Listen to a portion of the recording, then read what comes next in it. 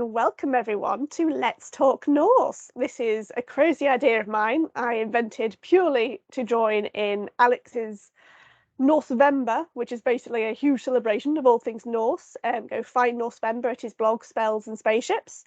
You'll find links to authors, YouTube makers, historians, fiction, non-fiction, comics, games, the lot. It's all there. And today, I'm delighted to say I'm joined by two of my many favourite authors, all on my bookshelf behind me. Amalia Carosella, is that how I pronounced it right, Amalia? Amalia Carosella and Amalia Dillin. Amalia Dillin, that's it. Because I was going to say Dillin, but then I remembered on the book that we're going to talk about today, you've got your other surname. Is it your actual surname or is it a pen name? I can never remember which one's which. My actual name is Amalia Dillin, and I write as Amalia Carosella and as Amalia Teresa. So, and I write as Amalia Dillin. So a woman of many personalities. Yeah.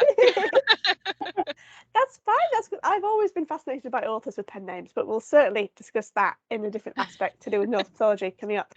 And alongside Amalia, I'm joined by the lovely Kat Rector as well. Hello, Kat. Welcome to the show. Episode, broadcast thing going on onto the internet, into the wide world, into the gap of YouTube. So first off, my name, I guess we should introduce ourselves to whoever is watching us. Welcome if you are. My name's Becky Hill. I'm an ex-librarian, super solo in the college sector. I'm now a senior library assistant at my local university. And I have been a Norse myth nut for many years, ever since coming across them in fiction, mainly in the forms of Neil Gaiman's American Gods, and then it just spiraled on from there. And then I've just come to love all things Viking. I'm a regular pilgrimage to the All Viking Festival, where one year they did celebrate all things Norse myths. So that was my heaven. That was my annual pilgrimage, and I just love to talk things Norse. Hence the name of our show, Let's Talk Norse. So, ladies, would each of you like to introduce yourselves and, of course, your wonderful works of Norse fantasy, which we will be discussing today? Amelia, we should go first. A to C. Sure. So as Amalia Dillin, I'm an author of fantasy, mythic fantasy, and fantasy romance, including a couple of titles that feature Thor, Uller, Dialfi, Thor's bondservant. And as Amalia Carosella, I'm the author of Daughter of a Thousand Years, which is a dual timeline, historical and contemporary, which features Eric the Red's daughter, Freydis, and the story of the Greenlanders who travel across the sea to what we now know is Canada. So yeah, I do a lot of writing, and I do a lot of Norse myth related writing. I'm also a pagan, and Thor is one of my patron gods, so it has a really personal meaning for me. Brilliant. Well, thank you very much for joining me today. Kat Rector, please introduce yourself. This is always the hardest part, right? Who are you as a person? I wrote some books, not as many as Amalia, but I know she's shocking me. I wrote The Goddess of Nothing at All. It is a Norse myth retelling from the eyes of Sigyn, Loki's wife, and it is a dark fantasy that pairs well with tissues and chocolate and is going to be a little dark for some people's taste, but some people tell me it's not dark enough. So, there's the paradox. It is actually a year old as of the 1st of October, I suppose we're delaying the release of this. 1st of October, it was a year old, and I am still trying to get used to being an author, which is a fabulous, crazy journey, and I have been really enjoying it. And I live in Canada, and I'm getting used to the winter again. And I'm sure that that's going to cause more books to be written because I will be trapped inside. Well, I, as a humble fan of both of you, implore you to write more because I love both your works. So it's always good, always good. You'll always have my money coming your way for more books. It's fine. I'll fuel you through the winter. So let's just begin at beginning. So I would love to know how each of you encountered Norse mythology, at what point in your life, in what form, what medium, and what captured your imagination then that has led you to where you are now in terms of writing Norse fantasy. Amalia, let us start with you, assuming you are a self-professed proud pagan. I've not, well, the pagans in my country are always a bit, I'm like, are you really a pagan, or is it just a cool nickname you apply to yourself and just like the fashion and like the amulets and that kind of thing? So it's nice actually to speak to someone who's genuinely knows about it, because I honestly don't, and that's part of my ignorance in my own country. Well, I mean, I came to paganry and later. But I did growing up. My mother was like obsessed with mythology. Like she loved mythology. She's she's actually a theologian. She has her master's in theology. So she like I grew up in a household that was very invested in mythology from the biblical perspective, but my mother also had a great passion for classical myth and Egyptian myth. And like I feel like I had a sense of the Norse mythology also, though that wasn't necessarily her favorite. Um, so I always had a lot of mythology in my life. And I had a cousin, my cousin Paul, who will probably enjoy or not getting this shout out. He really loved Thor, like the Marvel Comics Thor. Like he really loved Thor. And I remember sitting across from him at the kids' table during like Sunday dinners and family holidays. And he was always talking about Thor and what was happening in the comic books. And I mean, that didn't really penetrate into me until I was a teenager, and then I started reading it. I got really into the Ultimate Comics and Ultimate Thor's story, and they presented him as like this environmentalist, save the whales, like he's out on a boat like gonna take somebody down because they're like hunting whales or whatever. And the idea of Thor as someone who's really invested in protecting the earth, like that really resonated for me. And I don't know that Marvel really always knows what they're doing with Thor. But every once in a while you get these little pieces, these little aspects that really make a lot of sense, and it's just an invitation, right? Like an invitation to learn more about the mythology and the god and the stories behind these stories.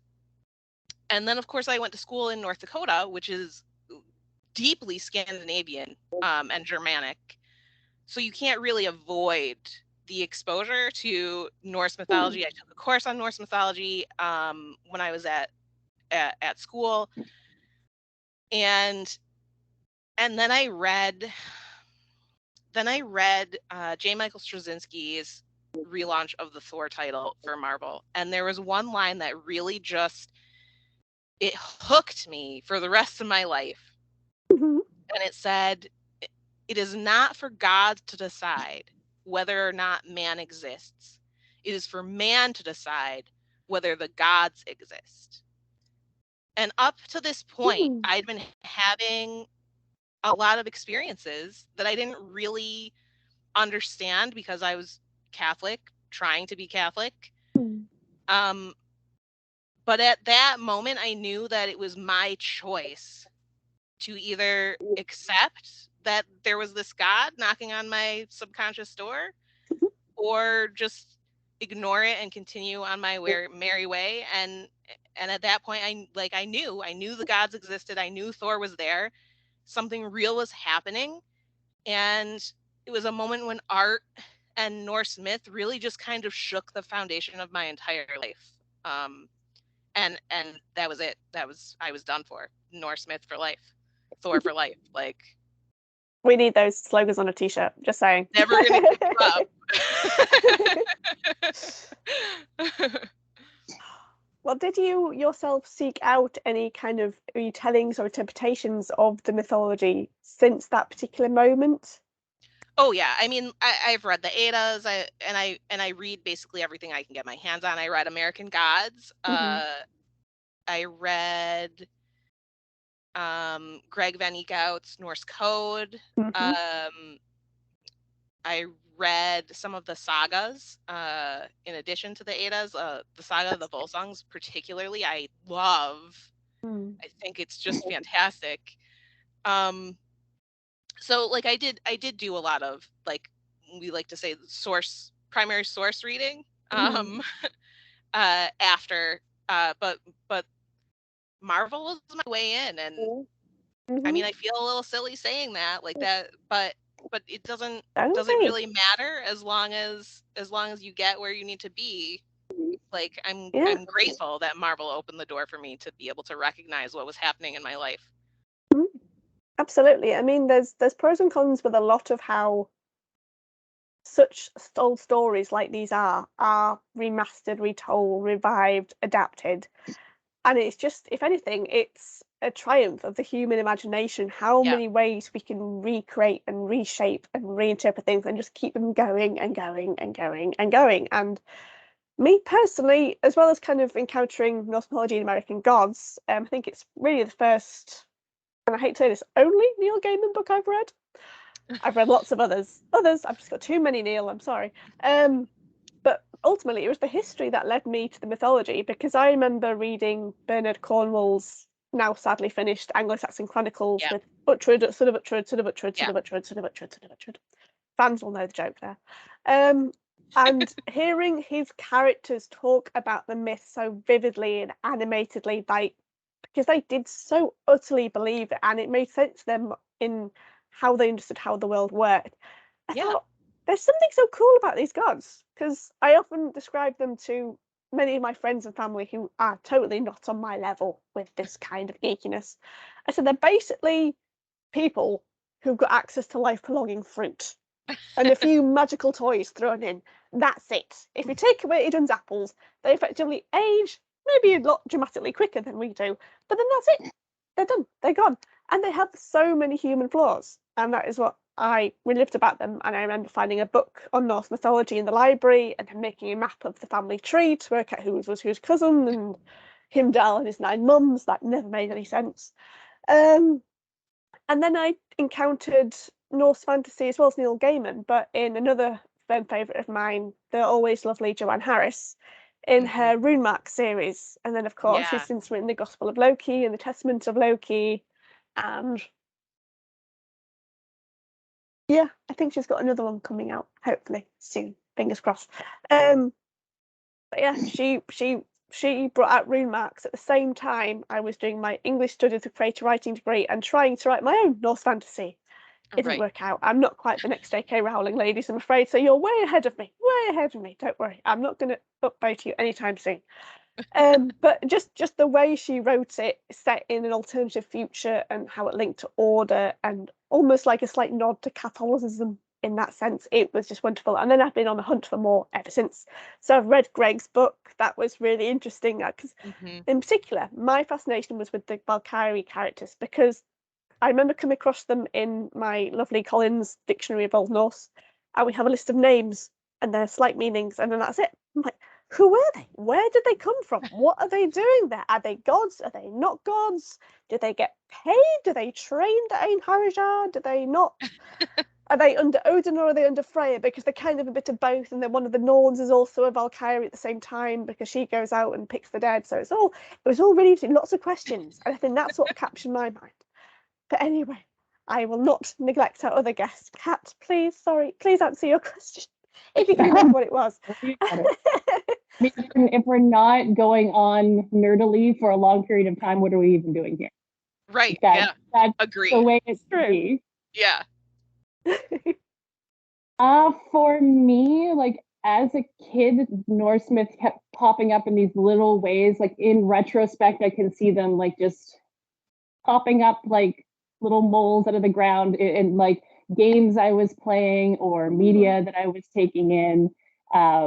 And then I kind of got more serious about it when the Marvel movies started coming out, and like just kind of that was the thing that laser focused me. But on the opposite side, I didn't laser focus on Thor. I was laser focused on Loki. And I was one of those girls. But as well, like I knew that there was something to it. Like for me, villains are always really compelling because they have like a lot of them have those underdog stories. Like for like as a young teen, my thing was Spike from Buffy. Like, you know, that it's that hunky, like oh, I would literally kill and die for you kind of thing. Like there's something about characters who have tragic pasts, who were at one point were an underdog, who are seem to be misunderstood. That gets me right in the heart. So I spent a lot of time going back after the Thor and Avengers movies were out, reading a bunch of the like old age comics and probably not to the depth that Amalia might have done. Like I read them, but I can't see what was in them. So I have no memory for anything. 3 months later, it's gone. But like I did that for a long time and then kind of let it drop. Then when I was in my mid-20s, I moved overseas and I was in Belgium for a while. And there was like a full year where I wasn't working and I didn't know anybody and I had a hard time making connections. And I read Neil Gaiman's retelling and then started to have all these questions. And I had not read the source material yet. And I was like, okay, well, the answers have to be somewhere, right? I mean, turns out they don't have to be anywhere and are in fact nowhere. But I kept having all of these like cause and effect questions, especially regarding like Loki from the perspective of like, well, if I had this happen to me, I would probably also be mad. So like what's morality is always a big question for me, not specifically here, but like in general, when I'm reading books, like why does a person choose to do the things that they do? And so I just kept digging into that and not finding any answers. So as a person who, you know, as a teen existed in like fandom, you make your own answers, right? Like you write your own fanfic and then you've answered your questions, you can move on with your life. I did not move on with my life. What started out as a thing to do to keep me busy while I was like pre-COVID isolated turned into a 4-year journey to publishing a book. And the first draft was absolute garbage because I really was just trying to like just get out those frustrations of not having the answers to these things that like we never have, like we might never uncover a piece of paper that gives us that answer. And I was like, I can't live with it. I can't live with that. So yeah, that's kind of my journey with it. I am very vaguely spiritual. I don't have the discipline to have any kind of like, regardless of which religion, I have no discipline for that kind of thing. I would make a very bad pagan person.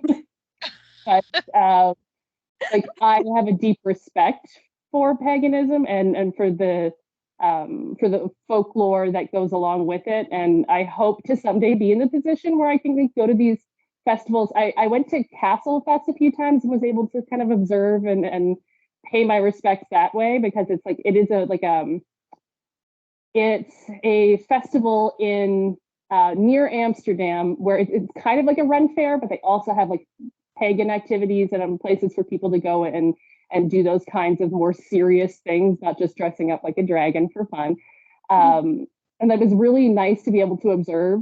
I just wish that I was the kind of person who had that kind of discipline and God, I don't even know how to describe it. I'm just a very, very unorganized person unless I'm writing a book. I can relate to that.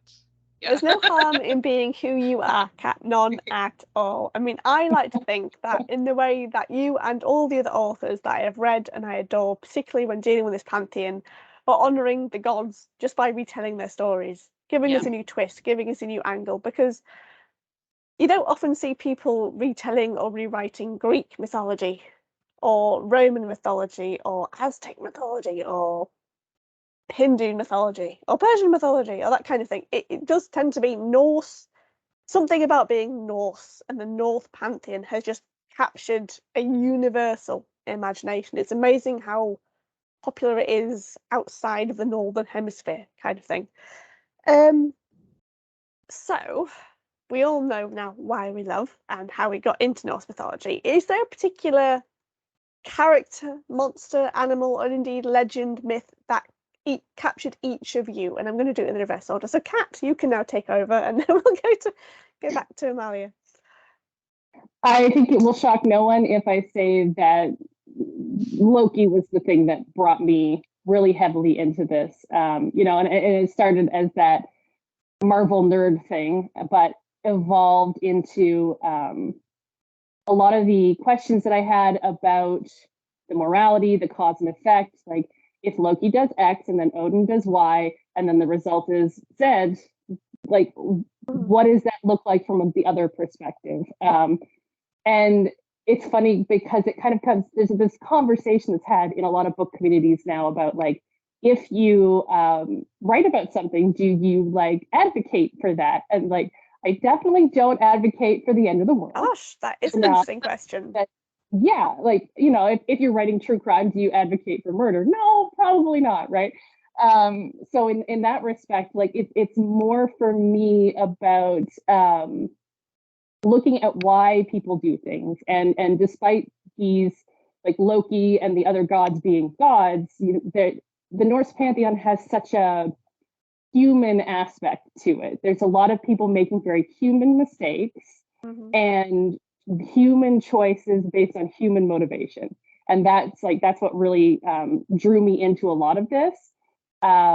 Specifically with Loki, like, so many of the myths revolve around choices that he made, or choices that were made for him, or things like that, and so that really drew me in. But as well as I was like digging into that pre-serious writing, a lot of the stuff that I was seeing around Loki about being like a god being worshipped for her queer identity, that was very interesting for me, because at the time I was also struggling with that. And so kind of looking through the myths and looking through what people had written, different papers from universities that had talked about Loki as a queer patron saint kind of character, of Loki's identity of, like, the myths where we're talking about cross-dressing and changing into a woman and things like that. Like, it was all very interesting to me as someone who wasn't quite sure what I was at that time. And so it kind of, in writing those stories, let me also explore my own identity, what I thought about myself. And it turned out not to be Loki that I identified with, but Sigyn, in the end. But yeah, the morality and the queerness of the characters, that's what really drew me in. And what made you decide to write from Sigyn's point of view in your wonderful book, Goddess Nothing at All, which I highly recommend to buy from all good bookstores? Definitely get tissues, chocolate, and maybe a cuddly toy at the same time. Something to cuddle through the anguish and the pain, but also to cuddle in the joy moments. So yes, tell us, how did you first come across Sigyn, and what sparked her voice for you to tell her story? It was a combination of things, because I was looking to write something around Loki, but I am unintentionally but forever that hipster who doesn't want to do what's popular.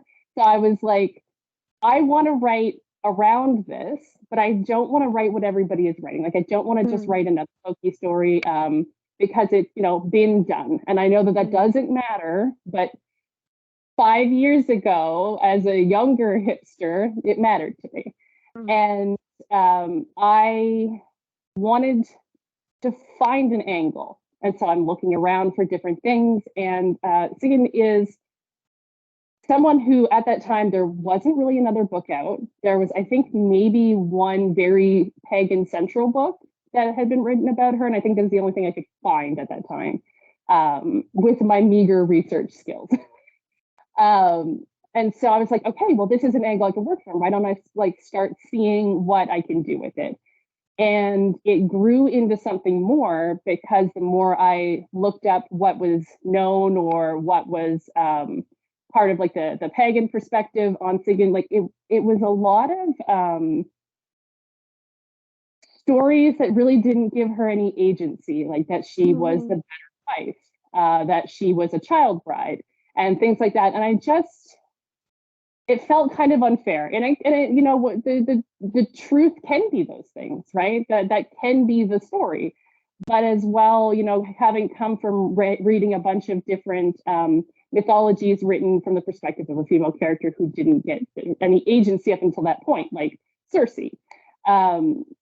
I was like, okay, well, you know, I could theoretically give this character some agency. And if Loki is so handsome and so smart, it stands to reason he might also have a wife that he likes, not just someone he wants to beat down. You can still be evil and not beat your wife, right? Like, yeah, the two things don't have to be mutually exclusive. So I just kept trying to figure out how that would work. And it took me like a good 2 years to figure out who Sigyn was and what I thought she should be, and like how her, like Loki is a chaos character, right? So if he is chaos, and we see these different mythologies, that is like light marries dark, earth marries sky, that kind of thing. Like, what is she to him in opposition? And so I made her a very high-strung academic that seemed correct. But yeah, it just, I want to say it just kind of happened, but it kind of happened slowly over a long period of time. Well, I think you've done a wonderful job in giving her a voice and giving her more of a story, because the title you've picked for that book, The Goddess and Nothing at All, is so apt for Sigyn in mythology, even on a generic basic 101 level. And that all we know is that that's her name. She's the wife of Loki. We don't know how they met. We don't know when they were married. We don't know when they had the children. All we know is that she's the poor unfortunate soul, to quote Little Mermaid, to have been roped into this chaotic family of a pantheon, and then to suffer the most absolute heartbreaking way at the end of it. Because yes, Loki brings about Ragnarok, but so many people, I think this is the thing that Marvel really needs to capture properly, is that Loki was punished before he brought the end of the world. He did suffer a lot. Who would want to be under a dripping poison snake? Nobody at all. And poor Sigyn's there holding the ball. And I like that as well, that she's I'm trying to think of how best to describe how I felt her. She's got these constant struggles, which you've given her so many struggles, both before she meets Loki and from other people besides Loki himself, with all the trouble that he brings. But as much as she sometimes crumbles when she's met against that brick wall of no, that can't happen, on refusal and public shame and that kind of thing, it does almost make her heart turn into obsidian or like a diamond. It just gives her that inner core strength that she somehow does rely on in those final chapters, in those final moments, to put her through. So as much as she doesn't think that she's made the life that she wanted from the start of the book, it has made her into the person she is. That's how I felt anyway after reading the book. I'm trying not to give away too many spoilers. Please go away and buy it at all good bookstores, people. Thank you very much. It's heartwarming to hear that, because like Sigyn is kind of the amalgamation as well of a lot of the women that I know in my life who have come up against a lot and have had spouses that were challenging. And some people have, you know, you get wind of a review or something, it's like, this it's not realistic. I'm like, well, the women in my life would tell you that it's realistic, but you know, like, you'll never have someone agree, right? Like there's never going to be a universal agreement. It's fine that people don't be realistic as well. Some people come up against a lot of challenges, so it's nice to kind of have that come through. I mean, I know I've told you personally on Twitter that some of the scenes around her being pregnant and going through motherhood, I can totally relate that to. I mean, I sadly didn't have the lovely family network of friends that she did, not even divine ones, because of course my pregnancy was throughout our first period of lockdown back in 2020. So it was a relatively easy pregnancy in that I wasn't travelling all over town for work and stuff. I just had to get out of bed and go to the next room, and there I was at work. But it did have that isolationism, and of course how she went through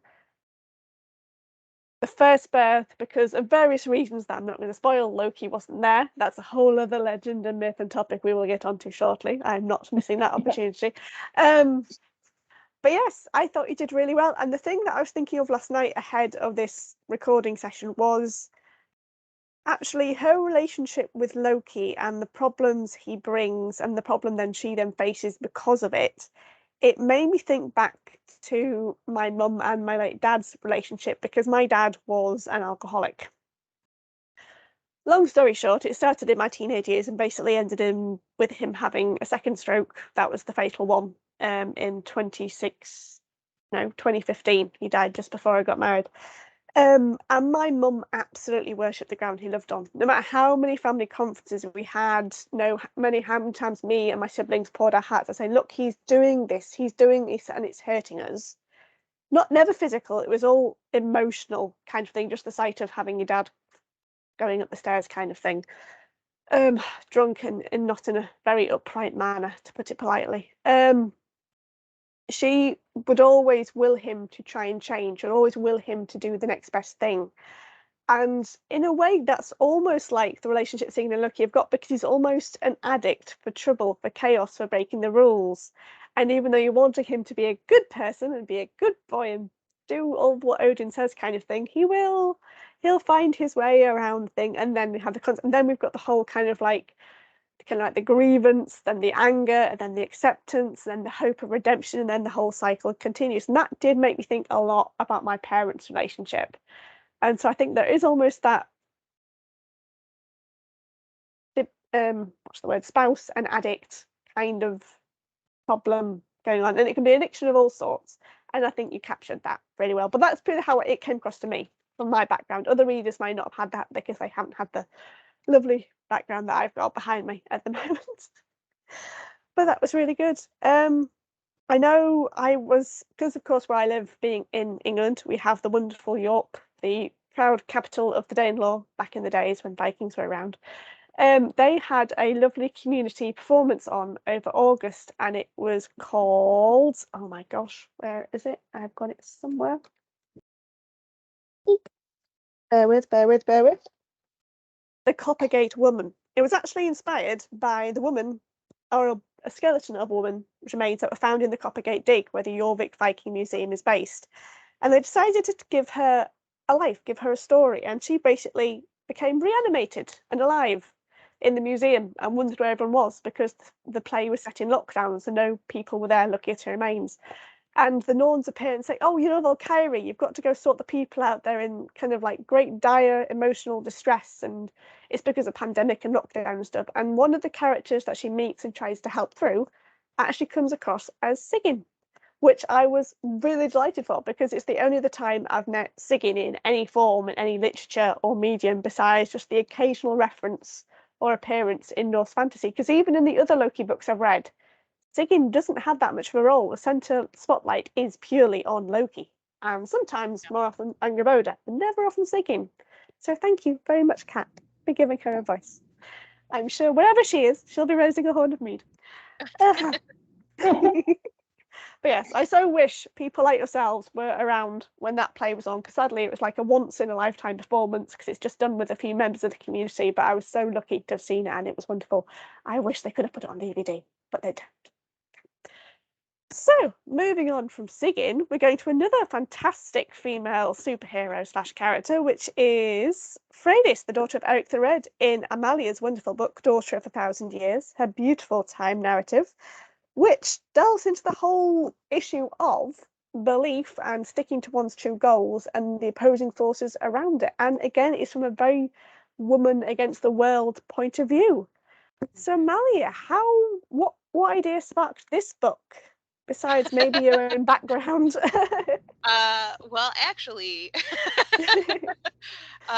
I had just written Helen of Sparta, and By Helen's Hand, which were Greek myth retellings of Helen of Troy's story before the Trojan War. And the market turned. And my publisher, I still had a book under contract. My publisher said,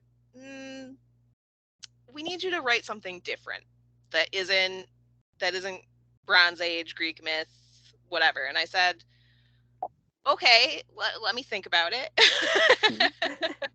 And I put together kind of a short list of things, and then I realized, you know what, this is the book. I wanted to tell a story of a woman of faith that, like, outside of Christianity, right? So, and I thought to myself, well, you know, Freydis is in Greenland with her father, and she and her father are the last pagans in Greenland.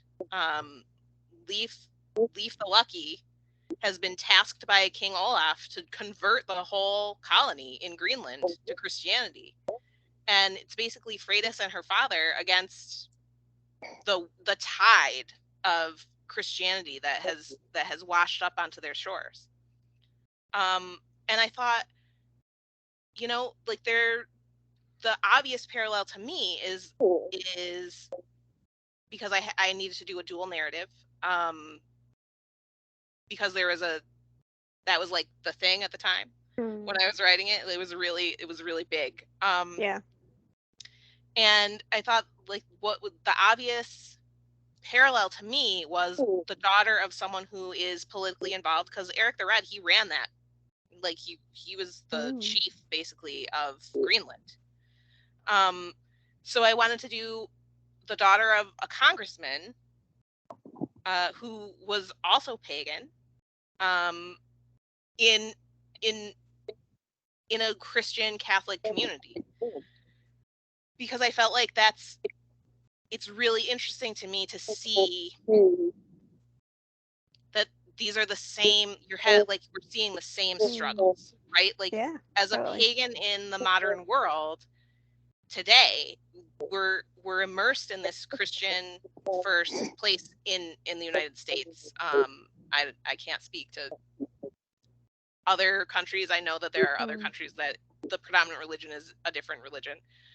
But in the United States, like, it's a Christian tide, and you don't really know you're in it until you're trying to swim in the other direction.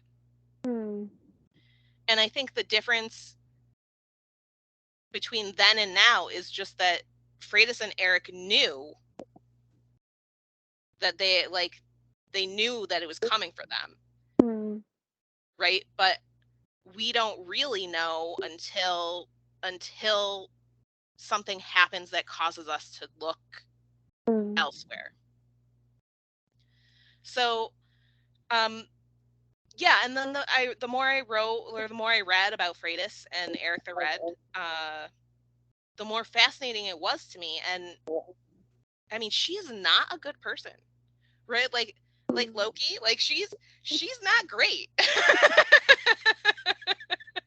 she's a murderess, right? Like, she's not portrayed as a good person. In fact, she's the foil to Gudrid, who goes on to be the mother of 3 bishops or something, and is the paragon perfect Christian woman in these sagas. And Gudrid is a really interesting character too, but those sagas were written, like, actually one of them, one of the sagas of the Greenlanders is traced to have been written by someone, like, I think it was like a nun or a monk, and it preserved because Gudrid was the mother of 3 bishops, right? So it's very much about her and her story and how she is this perfect being, right, as much as anyone can be, and she's able to even cross the line to the pagan side without losing any of that Christian purity, right? Whereas Freydis is just she's just trying to live. It's a force of Right? nature. That's how I Yeah. describe her. She's just trying to live her life, and she doesn't want anybody to tell her how to do it. She wants to be able to do what she wants to do. She doesn't want to be tied to anyone. And we know now, of course, that there were plenty of opportunities for women in the Viking Age. Like, they weren't tied necessarily to what we see now as traditional gender roles, or what we've imposed backwards as traditional gender roles. Like, they could do other things. They could explore. Like, we don't have to look any further than Gudrid in the same saga to see. Yeah. Like, she was partially led the expedition to Newfoundland. Yeah. And so why couldn't Freydis, right? Why couldn't she also be doing it? And like, she goes more than once to America. She travels more than once there. And I just thought, for me, this book was one of the most intensely personal books I have ever known I was writing. Right? Like, sometimes we write a personal book and we don't realize how personal it is until later. That was forged by fate. But Daughter of 1,000 Years, I knew that this was a really personal book. I hadn't told my family I was pagan yet. So in writing the book and preparing for publication, I also had to prepare for that, telling my family that, hey, I'm actually not Catholic or Christian. I'm pagan. Not unlike Emma, who has to have that experience in her contemporary timeline where everyone just wants her to can't you just go to church for your father? Can't you just do these things for your family? Like, why are you being a problem? Like, why can't you just be like the rest of us? You know? And I think Emma and Freydis both have two totally different responses to that pressure, that external pressure to be something that isn't true to themselves. And I tried really, really hard to present a full array, like the full spectrum of faith, right, on both sides, pagan and Christian, because I don't think any of this needs to be about demonizing anyone. No. Right? It's just about letting people live their true life, the life that's true to themselves. So absolutely. I don't know if that answered the question. No. This is the wonderful thing about my freestyle interview skills, and that I'm rubbish at keeping track of what was asked, and we just let conversation develop and naturally flow. It's all good. It's all, 'cause it is interesting, and that's why I'm kind of like so pleased to have you both involved in this, because you both picked some female characters that are up against so much and that needed a voice, needed their story to be heard for us to realise this. And I know it's something that I discussed with Joanne Harris myself personally, and heard her discuss in other events that I've been to. In that, of course, a lot of these mythology come from the Prose Edda and the Poetic Edda, compiled by Snorri Sturluson, an Icelandic man who was a Christian. So a lot of it has been tainted by Christianity already. And then she herself got asked, where are all the legends about the goddesses' adventures? Why are they always about the male counterparts? Because we know about no, I don't think, I was going to say Freya, but no, she's not really in it that much. She's in a few myths, but not often. She doesn't really go off and be the protagonist, so to speak. It's often, because my favourite myth, of course, is Leithrym, when Thor gets dressed up as a bride, because Freya won't go and get married to a giant, which makes sense. But yeah, but she herself believed that there were these stories. They probably did exist, but for the society at the time, those stories were not wanted to be shared, or not relevant, or they didn't want to encourage female independence and power. It was such a male-dominated world at the time. And you're quite right that we are learning as time goes on through archaeology and more research, and there are so many brilliant PhD students and doctors studying Norse myths and Norse sagas in a completely new way, including and really embracing kind of like the LGBTQ community and that kind of perspective on history as well, which I think is wonderful. That females did have a lot more significance in society. They really did. I mean, I know you mentioned how Freydis, of course, went to America twice. I instantly thought of Ord the Deep-Minded, who kind of like led her whole family on a boat and led them to freedom. I can't quite remember where from or from who, but I know she led them to freedom, and that's the key Ireland. thing. Possibly. Or she sailed to Ireland, or something having to do with Ireland. Yes, there's so many sagas, especially when you mention Iceland. Iceland just has a whole book of sagas. Right. Yeah. And it categorizes like one family ancestry to the next, to the next, to the next. It's massive. It's like a medieval Facebook. It's just huge. It really is. There's so many stories in Iceland. I mean, it's literally, I think it's called the Landnabok or something. I'm rubbish at speaking Old Norse. Never get me to quote Old Norse anywhere. But I really do kind of like really enjoyed reading these books. And of course, Amalia, your Forged by Fate series with Eve of the Christian Pantheon, as well as Adam, and then you have Thor. Would you like to introduce us and the viewers to how you came up with that really interesting love Pantheon triangle of pain and anguish, but equally love? So I think the most important thing for me to preface all of this with is that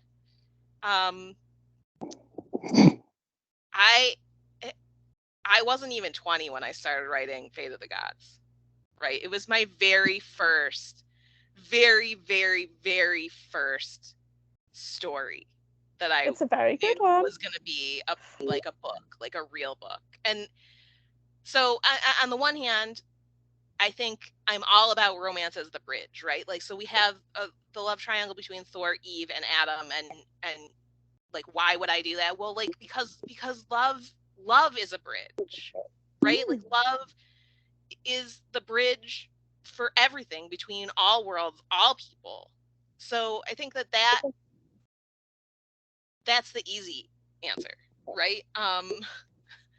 But the messy answer is that, like, I was going through a quarter life crisis. I had no idea what was happening. Like, I didn't know anything about anything, but what I did know was that I was struggling immensely with my faith, right? That was the one thing I knew was true.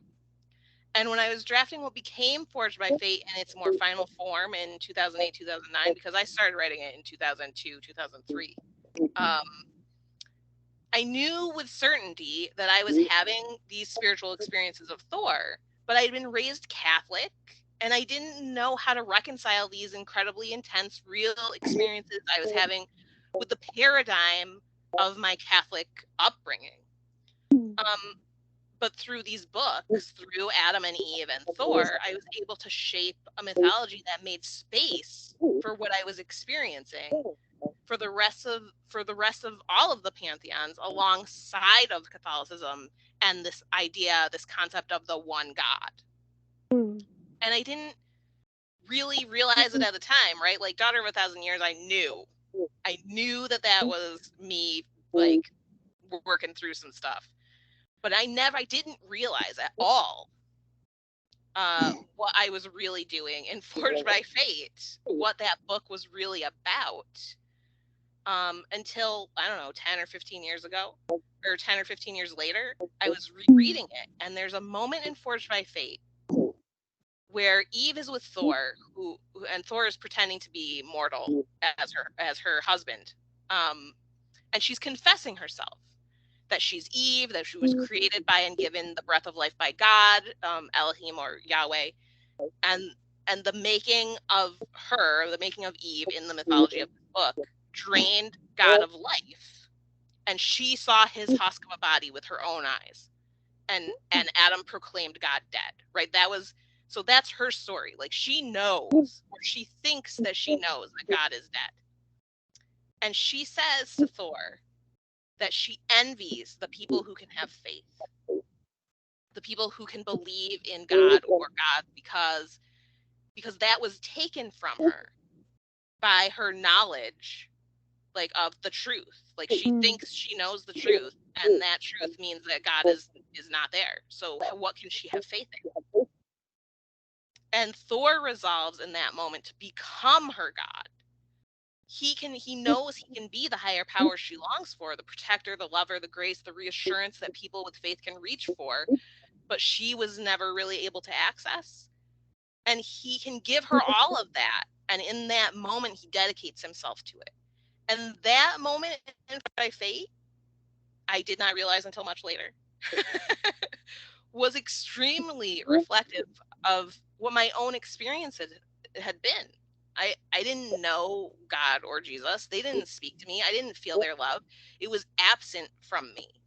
But I could see it and envied its reflection and its power and its glow in other people, right? Like, I saw that they had something, and I longed for it. And ultimately where I found it was Thor, right? I felt Thor's love. I knew Thor. And I think, so it was really natural then that there would be this tug of war in Eve in this book between Adam, who's of God, who's made for her, and Thor, who is a power existing outside of God's creation, because that was what I was struggling with. And sometimes we have to look outside of what has been deliberately made or created for us to find our purpose in our life, to find happiness, faith, joy. And it doesn't mean that we're rejecting a gift that we were given by the people who love us, right? And I think that that's where the love triangle comes into play. Like, you can still love what was made for you and what was given for you or given to you, but that's not all there is. And sometimes you have to step outside that, and it creates a tension between the two different forces that influence and even govern our lives. And I think that that's, so really, I guess it's just all a big metaphor, and I didn't know. What do I know? I was young. It was my first book. I didn't know anything. I found it really, really good. I mean, it's obviously been a number of years since I read the trilogy, but I know I was just hyped every time the next one came out, and I devoured it within days, if not a week maximum. And I know I put one big long worded review of how good it was on Goodreads somewhere. But I love the mechanic of how, I mean, this is going to come from me personally as a reader of said series. Yeah. I can't quite remember why Thor was around, but none of the others in his pantheon were. Or was it because you just wanted to focus on Thor? Because I kept thinking, surely Odin's going to come charging over the hilltops and say, "Oh, you that daughter alone, she's not good for you. She's from that so-and-so god over there." They were all there. It's just that we only saw Thor's point of view, right? So he was in and out of Asgard, and we see that Odin basically was an architect of some things in his life that then like fell apart, and Thor is grieving the loss. And Thor is at odds with Odin for the majority of the trilogy. So, and like, also I really, really wanted to matchmake Balder and Athena together. Like, I really wanted to do it, and they just didn't fit. Like, they just did not belong. they did not belong together. No matter what I did, they were like, nope, not us. Nope. So, yeah. So the other gods are there, and of course, like, Loki is there. Loki is a thorn in Thor and Eve's side for much of the series too. But yeah, I focused on Thor because Thor was who spoke to me. Well, that's as good a story as any, as I find, to write a story following that story, really. I mean, and this is where stories, they all reflect us and our society and our lives, kind of thing. I think all authors put a bit of themselves, no matter how deeply they think they don't, a little bit of themselves, or if not people they know in their lives and social circles, will come through in characters. I mean, when I was reading Goddess Nothing at All, I fell in love with the fact that Hodo was effectively a big librarian. Even if he was blind, he still loved books and had all the books and lived in the big library. And I thought, yep, I want to be him. I just want to live in a library. That's just totally me. I mean, I'm stuck with these 6 humble shelves. 3 of them you can't see. 1 of them you can't. But my husband won't move to a bigger house, so I can't have a big library yet. I need to win the lottery, but never mind. That and my daughter will ever-growingly fill up the house with all her toys. So let me think of what my next question was, because we've talked about so much already. Where's I put my one note? So we've done that one, we've done that one, we've done that one. Let's turn to Marvel, seeming we've all mentioned it, and I myself have got into Marvel. I have the hammer, I have Lady Thor, as I call her, because that is what first got me into Thor comics. When they made Thor a woman, I was like, yeah, I'm in for that. Let me have a read. And I've been following it ever since. Jane Foster, if you haven't known, because the film is out now, they've finally made a film. Sadly, it left much to be expected. It has a lot of plot holes, I think, need to be explored more, because the comic book arc of Jane Foster wielding the hammer is so much longer, so much more fun. And then they gave her the role of being a Valkyrie, which really got me excited, because I'm like, wow, we've actually got a Valkyrie superhero besides the Valkyrie from Ragnarok, which I was like a bit meh, because her story just didn't have a lot of depth to it. I'm like, everyone's lost someone in a war. That's not an original backstory. But that's just my personal opinion. No offense to the writers. But I've been following her ever since, and of course, in the current story arc that I've got going on in the comic storyline, she's got the hammer again because Thor's gone missing, and yet again she has to go in and save the day, that kind of thing. And they've finally killed off Odin. Spoilers: he's still around. He's just not himself anymore. He's in the hammer. He's the voice of the hammer, people. That's just crazy. But yes. So besides Marvel really getting into, of course, Norse mythology, and they've kind of like introduced a few of the characters. So they've got Sif, but she's not Sif with the long blonde hair that gets cut off by Loki. She's a brunette, and she takes over Heimdall on the bridge at some point. I don't think they've actually introduced many other Norse pantheon characters from the original myths. I know they've got one of Odin's brothers. I'm pretty sure I've encountered him in the comics, but I'm not many more. Of course, they've got Frigg. Frigg's still around. And they've got Freya. And of course, then they've got Balder. Yeah, they've got Balder. But I don't think they've got much more. Personally, I know they sometimes touch on it. I know they reflect a lot on giants. They have giants pop up all the time. But in terms of Marvel Comics, I think they've got so much more they could dive into and really, really explore with the whole pantheon. I know I've come across Norse myths in a number of games. There was one game that I enjoyed to a justifiable level called Too Human. It was a weird kind of sci-fi game where you play as, ironically enough, the god Balder, and you have to follow either a human route or a biotechnology route, and you basically go off with an endless army of recruits and kill loads of things with guns and somehow save the day. And you fight Fenris the wolf as well, which makes no sense as well because he's got to be around to kill Odin. So that's the other thing. But I'm wondering if Marvel doesn't touch too much in the depth of all this, because so much of it is quite wacky, to be fair. And this is where I'm going to reel back to the point I said way back, however long ago, of Loki and a particular story involving a horse. Yes, so many people don't know this, but they really should, because it's another favourite story of mine, of how Loki became a horse and then gave birth to a horse. And I think, Kat, you dealt with it brilliantly in your book, because I've read it in loads of other Loki books, and it is all kind of like done deliberately. He deliberately he did become a horse to then lure. Okay, for the people watching, we'll just summarise it in 101. Basically, there's a giant. He's building a wall for the gods. He wants to marry Freya in order to build the wall.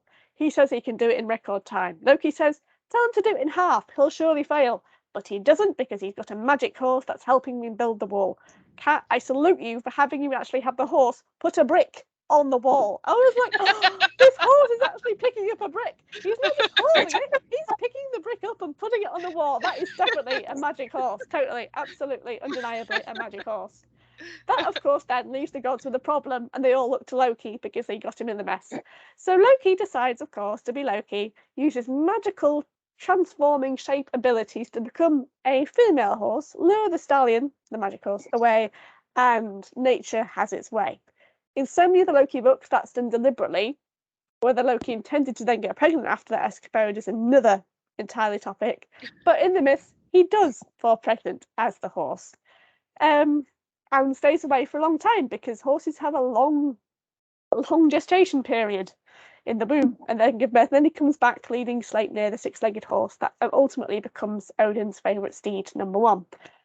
Kat, you did it so wonderfully in a brilliantly fresh and almost brutally honest take on it, in that Loki didn't intend to get pregnant as a horse. Loki did not like giving birth to a horse all by himself in the wilderness. Who would? Totally, who would? It's not often I feel great sympathy for Loki, but when I read that bit, I'm like, yeah, that guy had it rough. Sigyn gave birth with all her family and friends around, and Loki, he was in the woods as a horse, giving birth to a six-legged horse. That is pretty damn tough. No one can beat that for kind of like sympathy points. Really, no one can. But sadly, people often fail to see that. They fail to sympathise with that particular aspect because it's almost like, oh, it's a Loki joke, it's a Loki trick, he's fine, therefore he's dealt with it. He doesn't share those emotional scars he'll have had from that incident with anyone else but Sigyn. And we would all have emotional scars, I think, if we had to go through. I mean, whenever I watch wildlife episodes, animals seem to be so pain-free and stress-free when they give birth. It just pushes and it plops out. And ta-da, done. Us humans, we're so... It traumas. It's severe trauma for us Homo sapiens. Don't know why, but it is. Oh.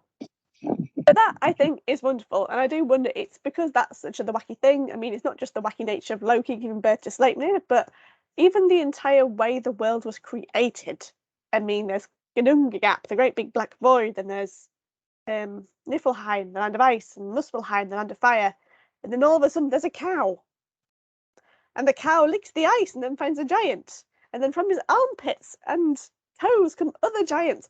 It's all so crazy. It is so refreshingly crazy, and I think that's why I love it so much, because I'm equally crazy.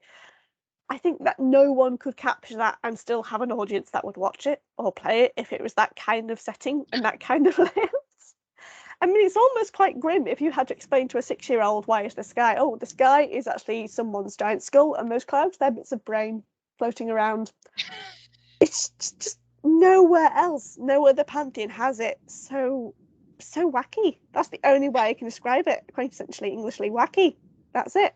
What are your thoughts on it? Do you think there are elements of the pantheon that are so abstract, so wild, and so out there, even to us 10,000 years after the Vikings were around telling us stories?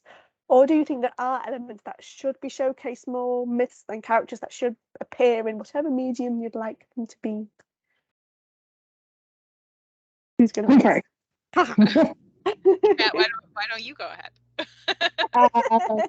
So I have a very nerdy take on all of this. First of all, like with the origin myths and these like, oh, the sky is a skull, this kind of thing, I think it really brilliantly showcases the kind of like dual nature of how hard life was and how they still found like humor in things. Like there are a lot of different stories where you can kind of see some of that like dark humor coming through. Like if we don't laugh, we might as well cry. So let's have a joke. And you know, like it's cold. Some of the places where they settled were fairly barren. Like life sucked sometimes, and you can like I find that more relatable as like a mythology rather than like a warm place where things are good and easy and there's plentiful fruit. And like I just, with my own personal experiences of the world where things were challenging, I found that to be like a refreshing thing about them, how there is like this duality of finding the best in your situation. So having this very violent idea of like making the world from a giant or that we like eviscerated, like it kind of it's weird, and so in being weird, it's kind of humorous, but as well, it kind of like jives with what I would expect from a society that kind of like had to do what it had to do, including like raiding your neighbors or creating war to raid across the sea, like these kinds of things.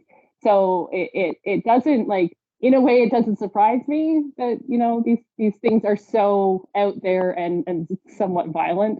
And like the Lay of Thrym is the perfect example of like this violent thing of like having to go and like, or I'm gonna bash this guy's face in with my hammer when I get it back, but also doing it in a way that was like, you know, men don't typically wear dresses, so we'll put Thor in a dress because he's probably stacked as like, he's, you know, huge, but he will put him in a dainty little gown. Like these moments of levity that surely you had to have in the middle of winter when you can't leave your house and somebody has to keep everyone entertained.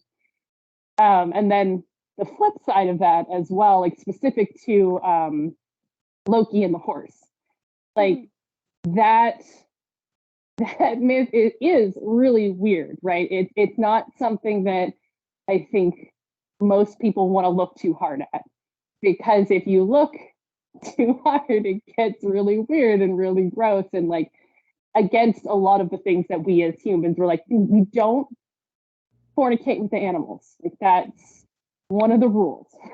Like, so nobody wants to like think too hard about that.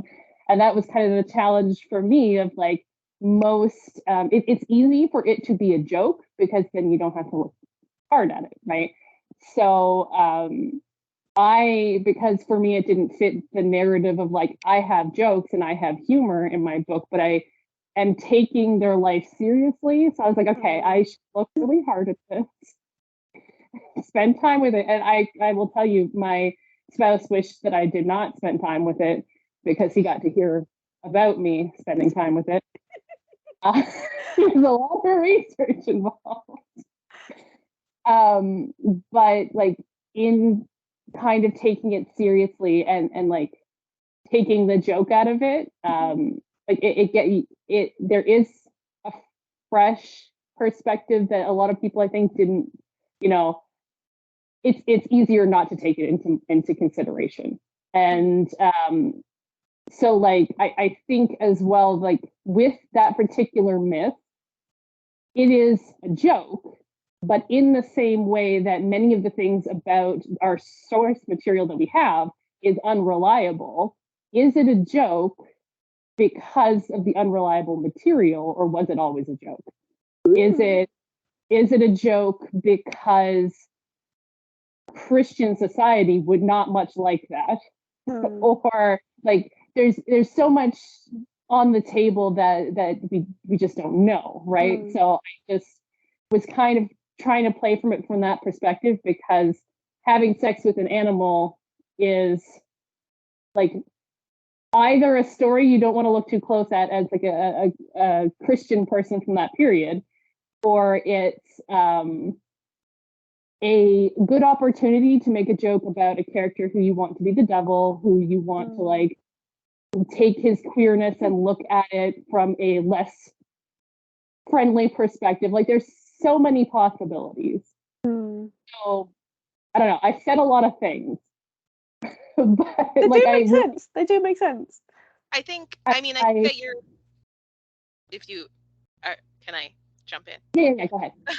I think that that point is really, really important, because we can see even in Snorri's Edda, right? He goes out of his way to undermine the gods and to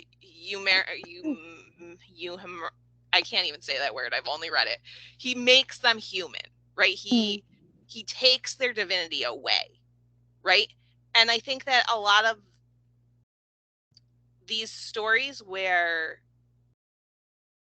the gods are humiliated, or embarrassed, or made to look bad, right? I think that there's a very real chance that the reason that those stories were preserved was for the purpose of making this religion, this faith tradition, ridiculous, right? Absolutely. Like, so that people wouldn't feel pulled back to it, right? Because the church had to firm up its hold on this area. And I think that's, I mean, I honestly, like, obviously, I don't know. I can't say for sure whether any of this is true. There is the tradition of, like, the flighting poem where you're just basically just, like, roasting people, right? Like, and we see that with Loki comes back before he's finally chained beneath the snake. Like, he basically just, like, roasts everyone in the hall, right? And that feels natural, right? Because he's like, I might as well in for a penny, in for a pound.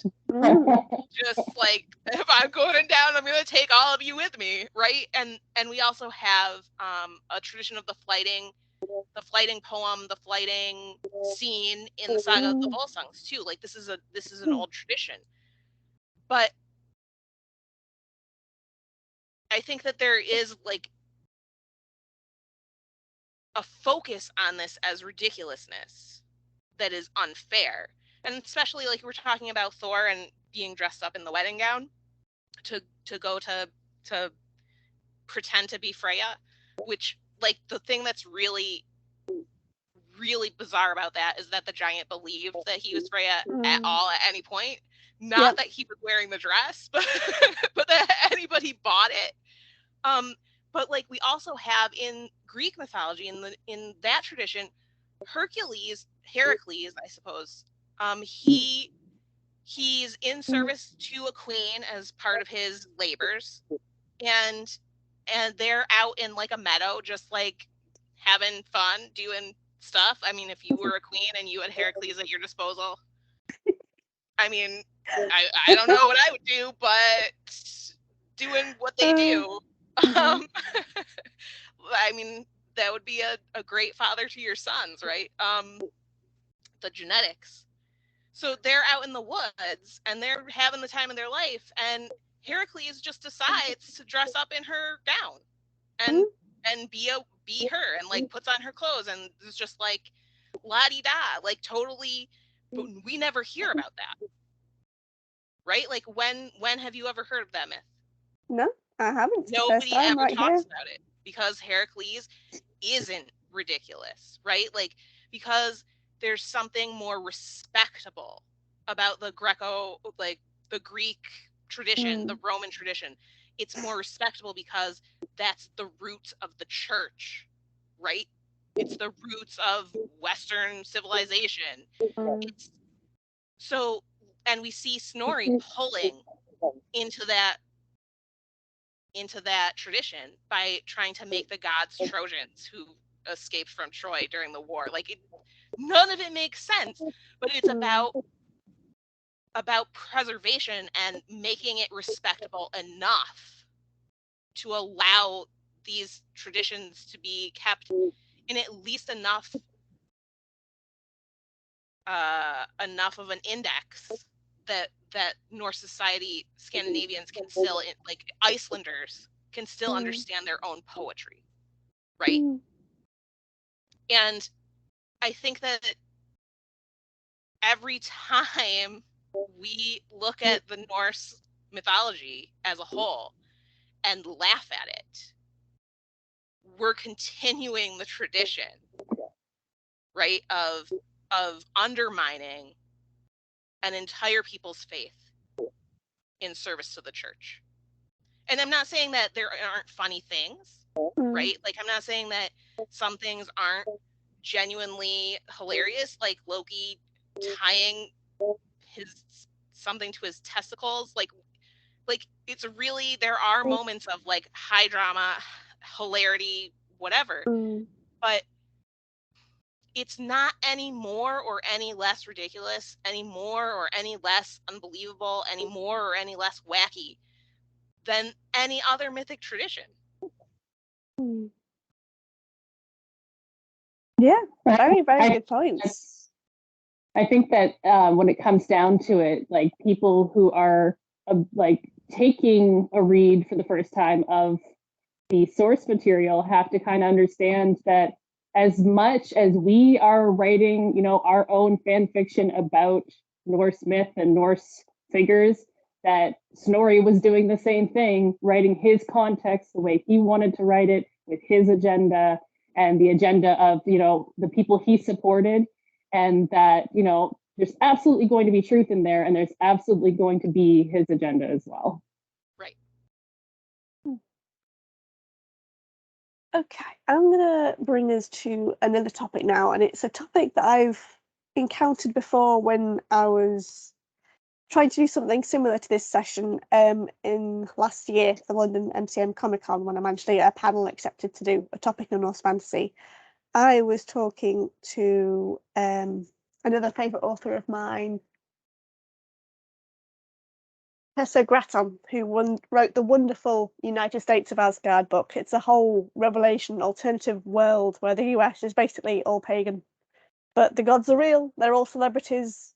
Odin's effectively like one rank higher than the president, and there's a conclave of Valkyries, and it's just all awesomeness, and very wonderful series. Definitely go look it up. And she has a very good position that she will only get involved in panels where there is some representation of diversity to better reflect the community that we're all from. And it did actually make me look scientifically, I say scientifically, more critically is the word, actually it's not scientifically, critically, at my books and see what type of authors are writing these things. And I have to say, it is predominantly women like yourselves, and it is predominantly white. There's only one other author of colour who I know, and that's T.J. Ayer, who wrote an interesting series about Valkyries. First one's called oh my goodness, where is it? Dead Radiance. There it is. See, got them on my shelf. But yes, I know she's from New Zealand, and she is of, I want to say, Indonesian, possibly Middle Eastern heritage kind of thing. Apologies, TJ, if I get that wrong. But that's the only person of colour, and yet, interesting, Marvel, of course, going back to Marvel, when they decided to make the Thor franchise of films, they have made Heimdall a person of colour, or a person of BAME background. I never know which way the correct way of pronouncing it, so I'm sorry, apologise if I've offended anyone from that marginalised community. Which I think is slightly an interesting nod to the myth that he came from 9 mothers. So you could create anyone of any shape or size or colour of 9 mothers. But then, of course, in the latest film, Thor, Love and Thunder, slight spoiler, Sif loses a hand. I won't say how or why, but she loses a hand. And that's almost a slight nod, I'd like to think, or hope, to the legend of how Tyr lost his hand to Fenrir when they were binding Fenrir the wolf. Because, of course, that's a whole other legend they've left out. I think that would be lovely to have Odin face off against Fenrir, but he didn't. He just went to a cliff and turned into dust and magically faded away. But I don't know what you two think in terms of diversity and inclusivity and equality, in terms of not just the readership, kind of like, are you encountering many fans from marginalised communities reading your works, or indeed have you known or met other authors from marginalised communities that have connected with this pantheon and are writing about it and that kind of thing? This is a really important, I'm going to say important topic, especially in heathen Norse pagan circles, where there is a lot of white supremacy, where white supremacists have co-opted the mythology and its symbols. And I think that the thing that I'm going to say is this. Number one, we know that the Vikings traveled everywhere. It is absolutely unreasonable to think that there were not people who resonated with their gods from everywhere. It's absolutely unreasonable, right? It's absolutely just beyond unreasonable. We know that Europe itself was never just white. Yep. Never. Ever, ever. Never, ever, ever, ever. It is absolutely unreasonable to think that only white people were raised inside of these communities who worship these gods. Absolutely unbelievable. Like, it's just pure fantasy to think otherwise. But I think the most important thing to remember is that gods are not limited by human understanding. Mm-hmm. They are not limited by human perception. Gods can be anything they want to be. They can look like anything they want to look like. Right? I mean, Loki is a shapeshifter. Mm-hmm. What? Yeah. There's no reason at all to think that this belongs, that this mythology, these stories, that any of this belongs only to white people or only to people of a particular ethnic, cultural background. Like, it doesn't make any sense historically, and it doesn't make any sense theologically. Mm-hmm. And I think if the gods speak to you, they get to decide, right? Like, that's not, we don't decide who the gods speak to. That's just, the gods are for everyone who is looking or who is reaching or who needs something. Like, the gods are for everyone. Mm-hmm. And that goes for, I mean, aside from Hinduism, which has a theology that doesn't allow for conversion because of reincarnation. They believe that you're born in a particular place for a particular reason, in a particular tradition, or for a particular reason. And like, that's totally, I get it, right? But like, these old myths, they don't belong to anyone specifically. The world is wide. The world is diverse. Even as far as the Bronze Age, as far back as the Bronze Age, we have records of incredible amounts of cultural exchange. Mm-hmm. Right? We had Hittite kings sending to Egypt for physicians. Right? Like, this is not... It's infuriating to me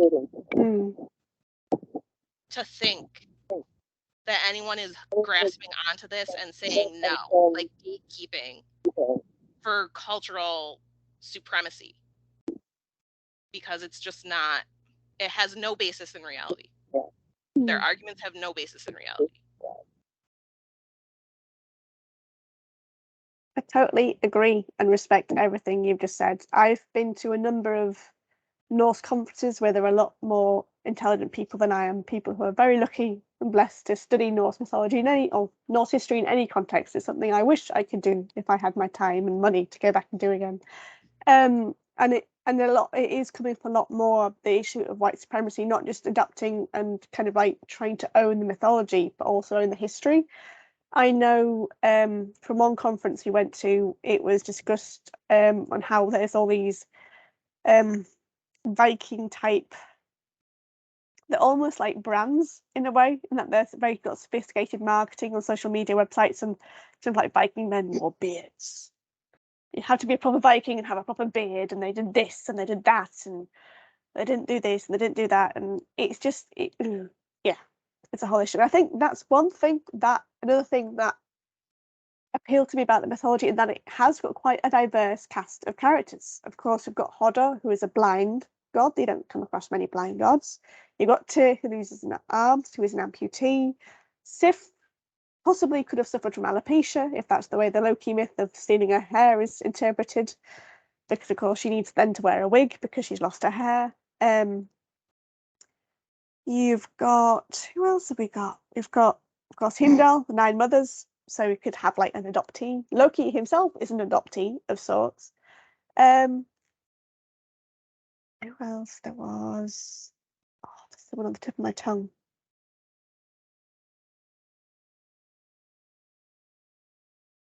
There are others. There's loads of different aspects of the Pantheon that reflect a more honest society. That they're not all fit and healthy and all prime of their life, like I often get the impression of from the Greek and Roman gods, and that there's nothing possibly wrong with them, but these all have physical as well as the emotional flaws. I mean, I often like to think that Odin himself is incredibly paranoid. He knows the end is coming and he will do anything at all to stop it. So he just pulls the strings in every way, which shape or form. And the fact that he kind of like has his uncle's head in a jar, deliberately kept alive to keep talking to him and telling him what's going to come next, is quite dominating. It's almost a bit like an abusive, controlling personality. It is very interesting how they have those elements that we now recognise, but people at the time might not have done because they didn't understand that relationships could be abusive. Or they did, but they didn't have the means in society to deal with it, manage it, address it, change it, reprimand it, that kind of thing. What's your thoughts on all this, Kat? I would have a hard time putting it any better than Amalia did. It's a really important conversation to me, even from like outside of like I'm, not being part of the spiritual communities. It is infuriating to think of people trying to gatekeep spirituality. Like it's mind-boggling. In my own work, in trying to imagine a more multicultural world, I have done things like in my stories, the entire community of the elves are Black, and they have a beautiful elven society in our Lord of the Rings type of thing, but they just are Black people. Or there are different cultures that I try to give a particular ethnicity just to keep the world not all white, because I just don't think that that's realistic. And again, we do know that people traveled and they picked up things from cultures. We know that people of various worldwide pantheons would take on gods from other pantheons. Like they were like always like trading gods, for lack of a better way to say it. Sorry? Cultural exchange. Yeah, exactly. Like that we know this was happening, and there's no way that this wasn't happening in like Scandinavian places. Like that it is really frustrating to try to vocalize how horrible it is for someone to try to put their white supremacist agenda on top of something like this. For me personally, because it is a more personal subject, like my own agenda of diversity tends to come from like queer minority groups. So a lot of the people that I am having beta read my work or that are attracted to my work come from queer communities, and like there is such an opening for them, specifically with Norse myth stories and the way like they have interpreted things and the way the gods speak to them, that like allows for that, and that it is a beautiful thing to watch people feel accepted through their faith in places like where they have previously not. I mean, we know that culturally Christianity has not been kind to queer people in a lot of different communities, and for them to like go from not being accepted in a Christian community to being fully accepted in a queer pagan community is beautiful to watch, and watch somebody try to gatekeep that. Frustrating.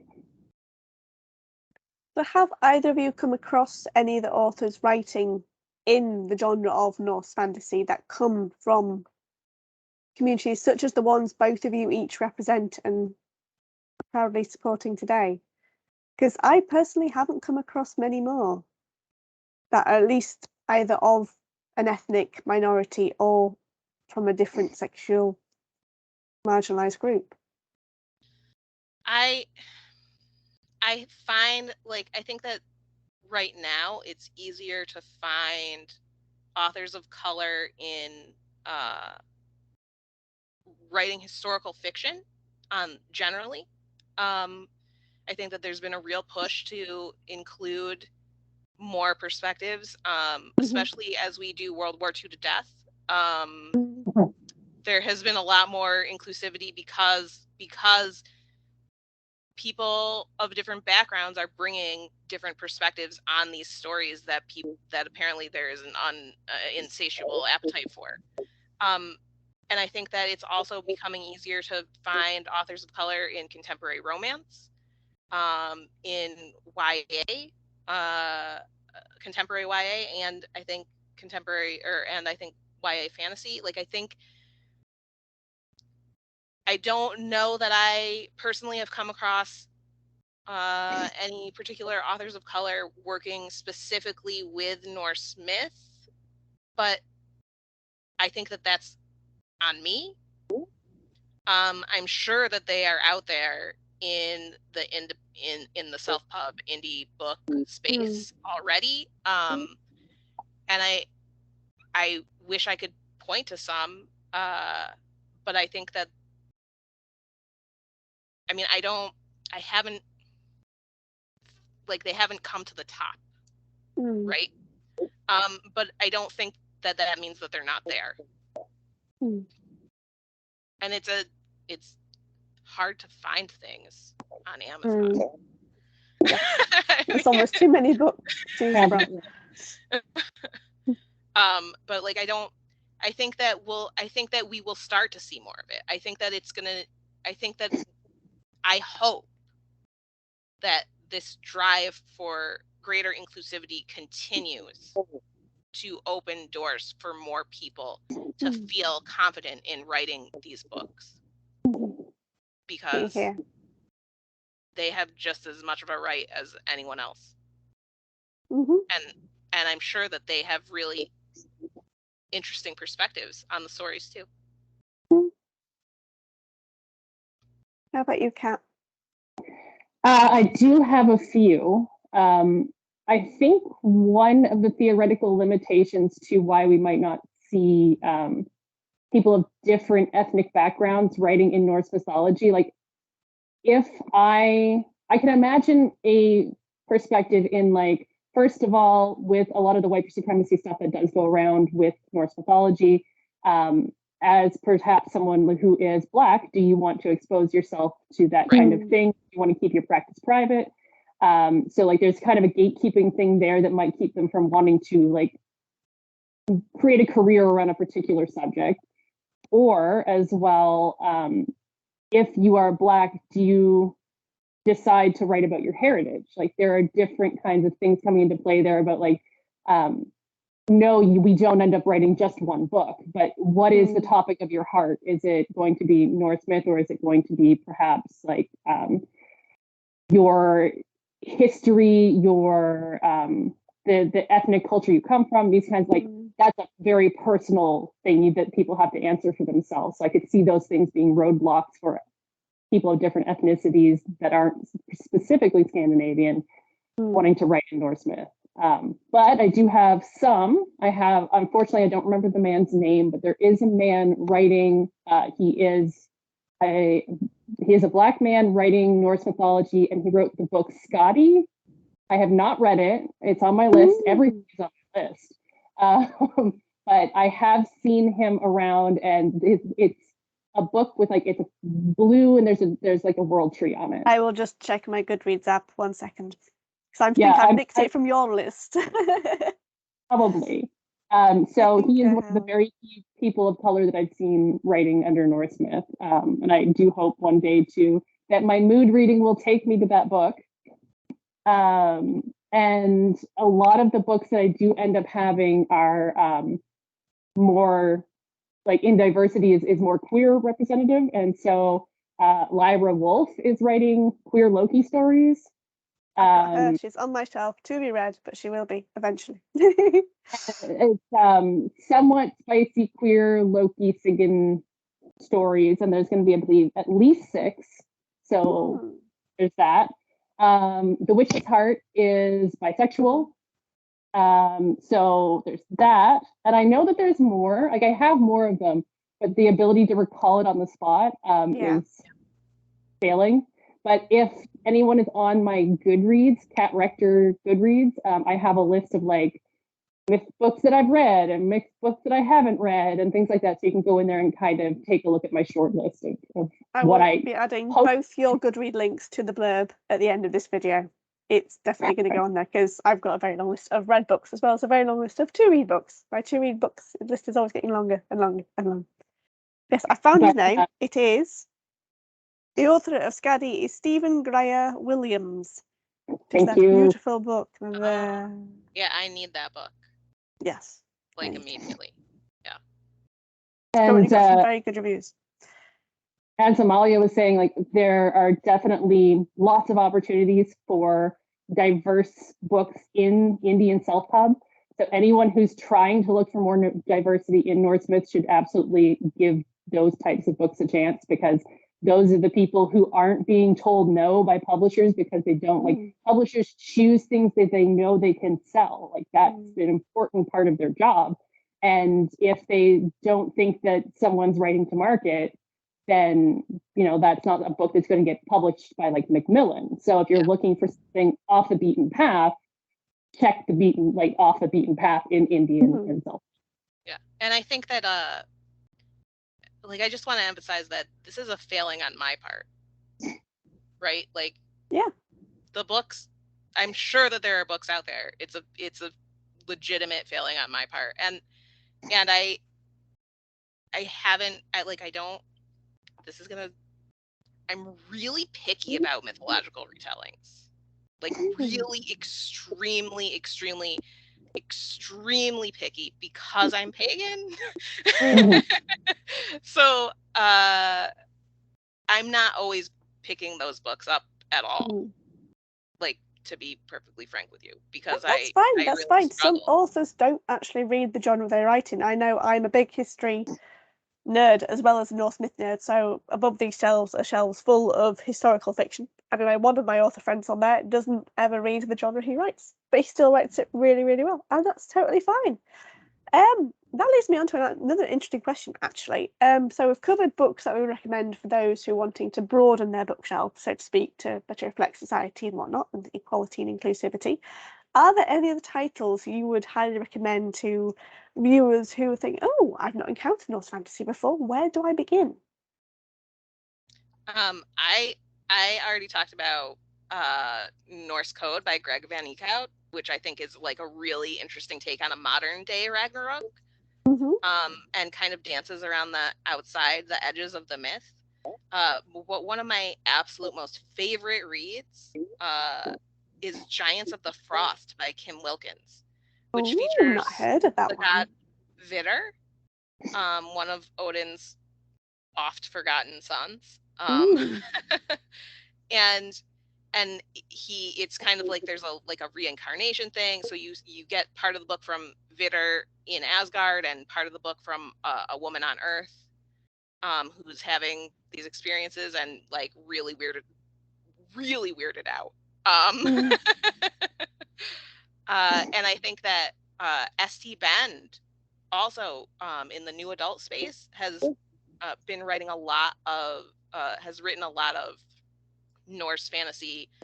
Perfect Order features Tyr. Her Endir series features Uller. So I mean, they're YA romances, but go forth. Totally. Who would you recommend then, Kat, for beginners? For beginners, I mean, I think the ultimate beginner's book is Norse Mythology by Neil Gaiman, because it's so succinct, it's so easy to access. I think it's like for the person who doesn't know anything, like that is the easiest way to take in the information. But as well, like there are a lot of people, like I've had plenty of reviews that says that I am that person's first like read into any Norse myth. And apologies for any inaccuracies that you now hold, because it's the first one. But like, I think if people are looking for accessibility into Norse myth, but aren't looking necessarily for the purest version of it, I think that people like the author of The Witch's Heart, like that's for people who are looking for Circe-like retellings, like that's a great place to go. I like a lot of my recommendations, sadly, are more mainstream things that people are probably recommended like a bunch of times. But I think as well that speaks somewhat to how accessible they are, because like they're written for more mainstream audiences. And like, for example, there's a big difference between Lyra's book and Genevieve's book. Like The Witch's Heart is more accurate to mythology in certain ways, even though it's so far removed from the mythology than Lyra's is, because Lyra has like taken a very interesting spin on things and like has really made it what she wanted, what they want to have from the mythology. And for people who are open-minded to like wanting to read the mythology, but not necessarily like the mythology, like those. Yes. I really think it depends on what you want to get out of it, what kinds of, what direction of book that you need to go in. And I want to recommend, like, for like basic just familiarity with the myths. And I would actually recommend Kevin Crossley Holland's The Norse Myths over Neil Gaiman, like every day of the week, because the end notes are phenomenal.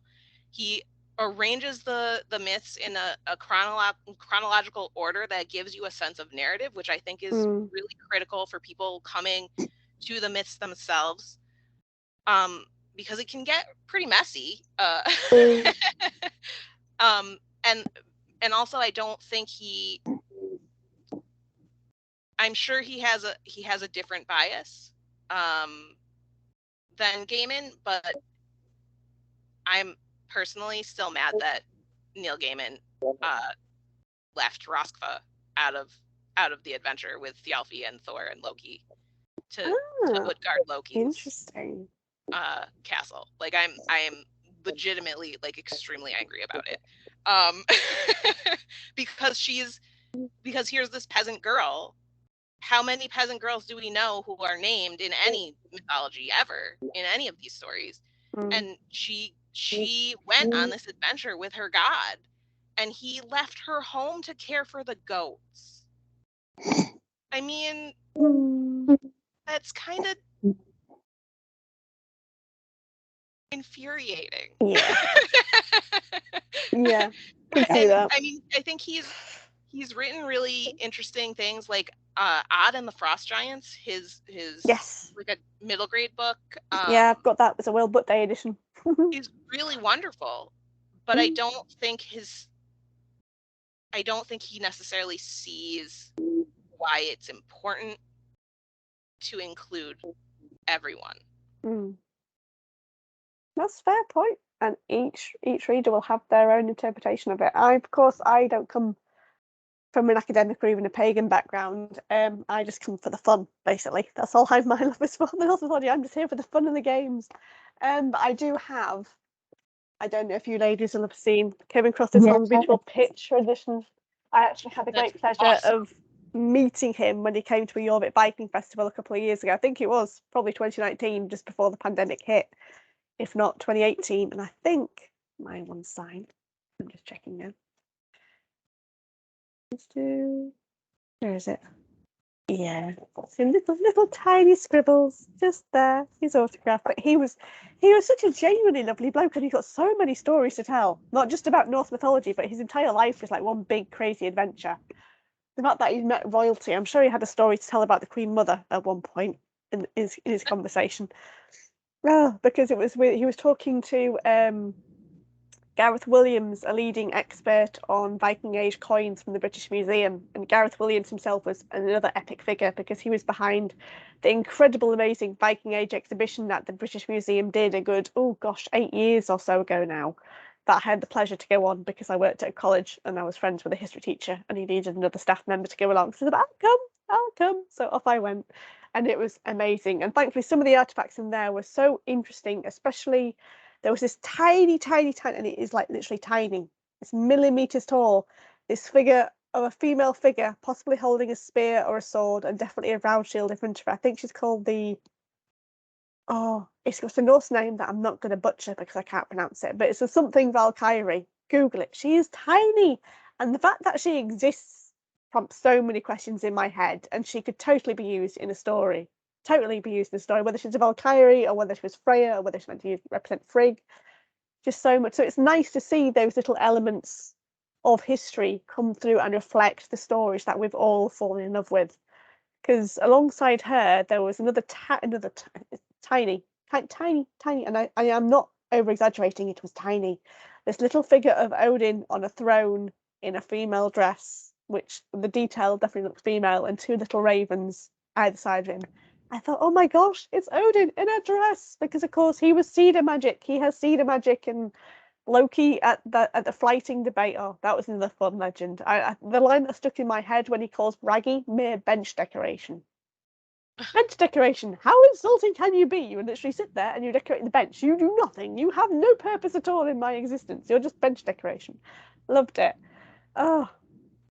But I know he disses Odin for doing cedar magic, which of course is very female oriented, because Freya and Frigg and all the other Norns are very good at it, but Odin's the one male god that does it as well.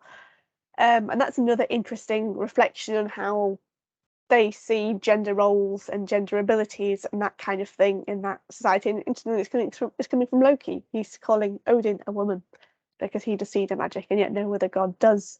So it's like it's taboo. It's all Odin's dirty secret. We all know he does it, but no one talks about it, kind of thing. But yeah, I think we've talked about so much, ladies, and I really appreciated your time joining me today on this marathon around the 9 worlds. And there is probably so much more we could talk about, but we will have to save it for another day, because sadly I've got a feeling that my daughter will need picking up. So I can't leave her at nursery, otherwise I'll kick her out and she'll be all alone on the road. As much as fun as I am having, but I do hope you enjoyed yourselves. Please tell me if not. And all I can say is I wish you a happy Northdember, and may all things Norse and good come your way in future. And if you do any more Norse writing, I'll be the first to buy it, guaranteed. So thanks again. You so much for having us. You're very welcome. You're very, very welcome. Thank you for agreeing to this whole crazy idea of mine. So thank you to Cat Rector, the wonderful author of The Goddess and Nothing at All, available to all good bookstores. I know she's got a new little short story anthology that's coming out to accompany it as well. And of course, the wonderful Amalia Dillin, who wrote The Daughter of 1,000 Years. Freda's probably just think of herself as a goddess at times, but no, she doesn't. She's fine. But again, highly recommend. And we will put in Goodreads links to all our authors and myself in the blurb underneath this video, so you viewers can go click, browse the many books you've all read or written in this case, and hopefully join us in exploring Midgard and beyond too, with the craziness that is the Norse gods. Thank you very much for watching. Bye bye.